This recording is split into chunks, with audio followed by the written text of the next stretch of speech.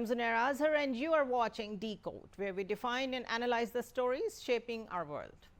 On Thursday, Iran sent a peace plan to Washington through Pakistan.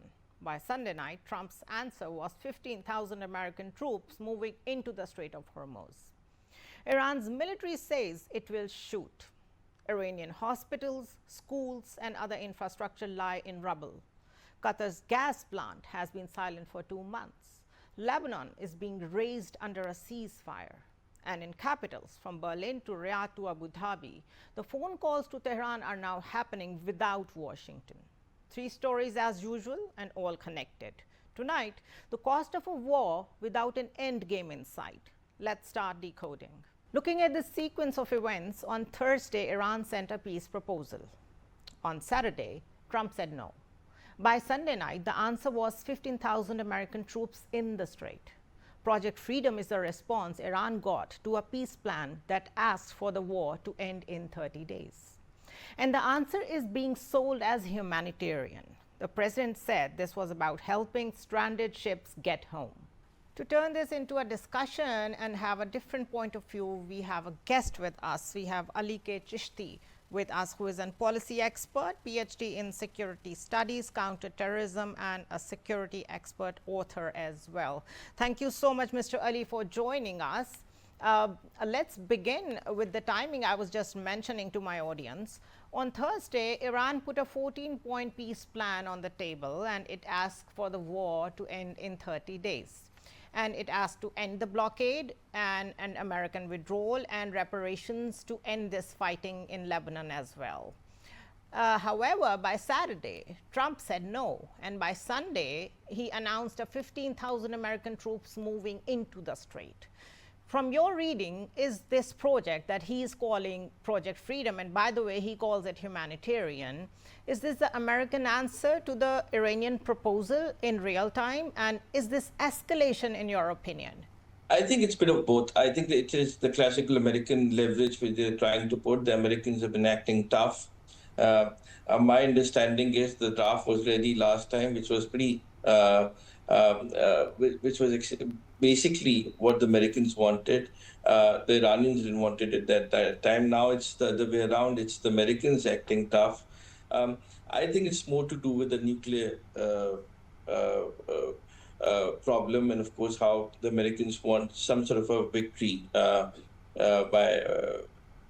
course, victory from a point of view of the American, to show a win to the local audience that somehow the Americans have been able to destroy the Iranian nuclear program. So they want this face saving from that perspective. But of course, then there are other issues. Who would actually tame the Americans or the Israelis? Of course, even to an extent, who would guarantee for this rogue element, or of course this hardline element within the Iranian regime in IRCG as well. So it's a pretty tough situation right now. But there is, of course, the good sign is that there is diplomacy which is going on. There has been there have been demands and there have been counter demands. So that shows that, of course, some progress is being made. The Iranian side is getting flexible, and one of its biggest reasons why they are getting flexible is because of the American blockade at Strait of Hormuz is now of course destroying the Iranian economy, and of course that is this black 43 containers which they have there, which makes about $250 million.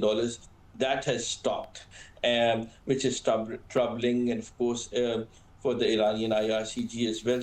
So if you look, in retrospect, what the Americans are doing is acting tough, and of course taking the maximum leverage for some sort of a permanent deal, and that's what the Iranians now agreed with. I'm sure the Iranians are more flexible in some of the deals, but there has been an element within Iran, in my understanding, who does not want to talk on the nuclear, the uranium, of course, handover, which is about 450 kgs enriched, and that is the bottleneck. But I personally believe that, of course, since they agreed to it the last time, of course, of handing it over to Russia, or of course stopping it, so it would be about 5 years or 10 years or 15 years. I think the compromise is very near, and I think that would sort a lot of things out. Yes. But On the nuclear issue, do you think if even Iran agrees to whatever proposal is there coming from US, is there a guarantee that Iran will not be attacked again? We have a trajectory that proposes that this is not the case because the underlying reasons are more than nuclear. The surface is nuclear, but underlying reasons are what we all believe, what Gulf countries want, what Israel wants, and now President Trump has made it its own war. It's US's war now. Where would it end? I don't see a clean ending to this. Yeah, I agree with the analysis. I think it's a chicken and egg situation as to who builds the cat, and of course, the Iranians want guarantees, and the Americans want guarantees. But who would actually be giving a guarantee for the Israelis or for the Americans? So I think that is where Pakistan, Turkey, Saudi Arabia is this new alliance of step is coming in with Qatar, Egypt, and of course now with Syria. So you would see some sort of a guarantee coming out for the Gulf, and even it could be widened to countries like Iran for the safety from the Israelis. But the Iranians want to bring the Chinese and the Russians into the game. Both, my understanding, the Russians and the Chinese are pretty hesitant of coming and giving out any sort of guarantees. Now, for the Americans, right, who would give a guarantee for the Americans, or of course, who would give a guarantee for Trump or for the Israelis? I think that is another issue. So that is where the catch is. I think a compromise would be reached sometime this month. If not so, of course, it would be prolonged, but there would be an agreement. And that agreement will be forced because of the economics of this war, because of the fuel prices and whatever is happening. And I think that is the way to go, yes. Do you think the world is not much concerned with what is happening at the humanitarian level? If I widen the lens to what this war has already cost, 300 Iranian hospitals have been damaged. The world's biggest gas plant in Qatar is offline for 2 months. Lebanese and Gazan villages are razed under while there is a ceasefire.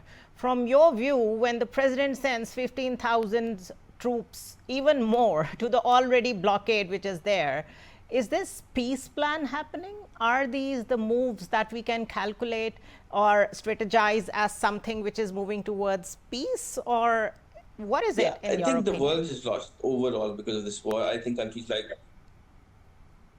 I'm having difficulty hearing you. Can you just repeat your question if it's possible? Yeah, I'm trying to put the humanitarian piece fit into all this, that the escalation keeps on happening from both sides, but it seems that nobody is bothered about what is happening in Lebanon, in Gaza. It's like the focus of the media has been shifted as well. Yeah, I think that is where I always say the Western hypocrisy comes into play. Somehow when there is problems, the Americans would give out waivers to Indians or to the Russians, even to the Iranians. And of course, this Western hypocrisy and of course, starting wars and then ending it, altogether has been exposed. So if you see what is happening in Gaza, or of course, what is happening in Lebanon, that came into a picture, but I think Gaza has been totally ignored. There was a Trump plan, of course, of Gaza that is absolutely destroyed by what Israelis did. Who would trust the Israelis after that? So you see, you spot on when we say that, but I look at from a perspective from the global South. I think the global South does understand how Western hypocrisy works, and that is why you'd see after this war a new sort of alliance would come in. BRICS would get stronger. Minus India, I guess. Of course, I hope, because of India has been exposed in this as well as a partner of Israel, as a dubious partner, who of course sponsors not only terrorism into Pakistan, but of course is the problem. Of course, are part of the problem. But the global South understands this Western hypocrisy. China with Russia, Pakistan, of course, and this Muslim new Quad leading this region. I think the American role would be limited, of course, or of course, if not limited, be scaled down, because the Americans are de-escalating to take on the Chinese, and apparently they want to de-escalate from the whole regions, including from the Middle East. The only presence left there is because of the American thought system or their defenses work. But post this war, I don't think any Arab country or the GCC would be able to afford American soldiers on ground, because there'd be a liability. And another aspect is how, of course, since the Iranian regime has survived, Right. who knows, there would be another round in about a year's time. Yes. Right. Now, if we connect this to what is happening in the rest of the world, Germany called Iran on Sunday directly. The Saudis are already talking to Iran on daily basis. UAE also contacted Tehran directly at some stage. Pakistan is mediating. Egypt is involved. So from your reading, does Project Freedom kill that diplomatic track, or does it push the Germany and Riyadh and Islamabad to try even harder to resolve this situation? I think that it's the Americans, and of course we need to understand it's not just the Americans, but of course the Iranian IRCG hardliners who've been a problem as well. We normally don't talk about this in the Pakistani media. I think they've acted irrationally, of course. So a lot of countries, when they attack Gulf, because the Europeans or the Americans or even the Chinese and the But Ali, Russians, just let me add a piece here. It's true that the IRGC is a problem, but I think this war has further hardened them. The regime is further hardened because whatever little political and strategic thought prevail, it's not there anymore. The leadership is gone, the top tier leadership. So there are hardliners there who are even more hardliners than before. So how is this problem going to resolve? This problem is going to resolve when the Iranians would take full responsibility with the governance. B, when the Americans would understand, of course, that you cannot go in any other country and of course attack and control the Israelis. I think obviously the original sinner are the Israelis and the Americans in this, and I absolutely agree with your assessment. Iran is only reacting. Of course, we could talk about, yes, irrational response on Gulf, but of course, every country has a right to defend itself. But you see, when I'm just talking about how the Iranian tactic worked, it has actually backfired when they went into Gulf and the Strait of Hormuz seizure. Of course, now it's been a counter seizure from. So actually, Iran missed a golden opportunity for a deal. Now this is prolonged, and as you said, on diplomacy, I personally believe, it's because of the economics this war would stop, because a lot of countries would actually are on a stage of getting bankrupt because of this war. Although when the Americans have actually had a siege on the Strait of Hormuz, at this time, that's hurting Iranians as well. Americans, do remember, could sustain this war. Iran could not. And now the Americans understand how effective the seizure at the Strait of Hormuz is there. So they're trying to find this maximum leverages on to break the Iranian will at the moment. And of course, maybe, bring a regime change in about not 6 months, in a year's time, by, of course, breaking the economy. And this is getting complicated every day. You see new, but of course, I personally believe that I'm a fan of diplomacy, and of course, Pakistan is exchanging these drafts. I think Pakistan is trying to resolve the most dangerous conflict of this century. That's how I put it. Yeah. It can go either way. Course,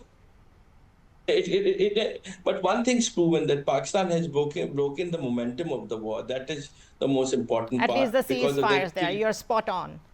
Thank you so much, Ali K.Chishti. You're welcome. Thank you so much for being on our show. Thank you.